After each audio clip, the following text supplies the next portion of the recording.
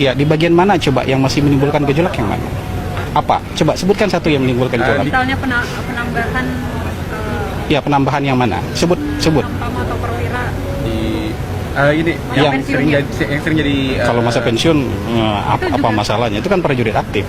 yang sering disampaikan tadi kemarin saya lihat di masyarakat ya, salah satunya soal operasi selain militer Pak. Nah itu Kan dari dulu sudah ada operasi militer selain banyak perang. yang beranggapan bahwa itu kemudian dapat berpotensi menjadi pasal karet. Jadi gimana dari sana? Enggak, operasi militer selain perang itu, kalau ada bencana, pemulihan bencana itu operasi militer selain perang.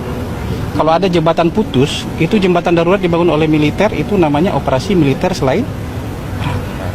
Ya, kalau ada pemberontakan bersenjata misalnya, itu juga menjadi bagian dari operasi militer selain perang.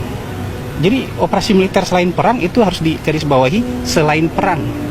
Jangan operasi militernya, tapi selain perang. Sekarang mana yang menurut kalian kontroversial lagi yang mana? Mas, sebenarnya bukan terkait kontroversial, namun masyarakat menganggap ini terlalu terburu-buru. Itu gimana? Undang-undang ini sudah dari beberapa tahun lalu kan direvisikan. Ini kan bukan ujuk-ujuk, dari berapa tahun lalu. Coba searching, kalian kan wartawan. Browsing dari kapan nih RUU revisi Undang-Undang TNI ini mulai digodok? Sudah berapa tahun yang lalu kan? Mungkin yang jadi catatan karena tidak ada di Prolegnas 2025 Pak. Begitu. Iya, tapi kan ini sudah direncanakan lama. Jadi kalau undang-undang itu misalnya sudah matang ya, sudah bisa untuk segera untuk diundangkan, kenapa enggak dibicarakan? Ini kan untuk memperkuat fungsi-fungsi yang selama ini sudah ada tapi belum diakomodir oleh undang-undang. Waktu kita Covid, kita punya kepala BNPB jenderal aktif, Jenderal Doni Munardo. Itu nggak diakomodir dalam undang-undang loh. Tapi kalian protes kan? Ada jenderal aktif memimpin BNPB, jadi ketua Satgas Covid. Nggak pulang-pulang, dia mungkin setahun dia nggak pulang-pulang itu untuk menangani Covid. Almarhum Jenderal Doni Munardo. Ada yang protes nggak? Tapi itu belum ditampung dalam undang-undang. Hari ini diformalkan dalam undang-undang bahwa BNPB boleh dijabat oleh TNI aktif. Ada masalah nggak dengan itu? Jadi kira-kira seperti itu loh. Jadi sekarang itu yang dicari-cari kemarin, yang hantu-hantu, yang pasal-pasal yang dianggap kemarin menakutkan tuh setelah dicari nggak ketemu kan?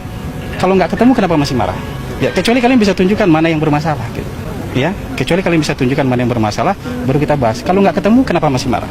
Sekarang itu justru jabatan-jabatan itu dikunci di dalam undang-undang itu ada 15 jabatan. Selain 15 jabatan ini, kalau mau diisi oleh TNI aktif, maka dia harus mundur atau pensiun. Justru pasalnya sangat tegas.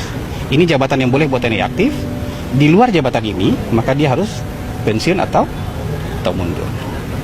Ini pasal yang sangat clear, sangat terang benderang, dan ketakutan-ketakutan yang selama ini digembar-gemborkan di media sosial nggak ada.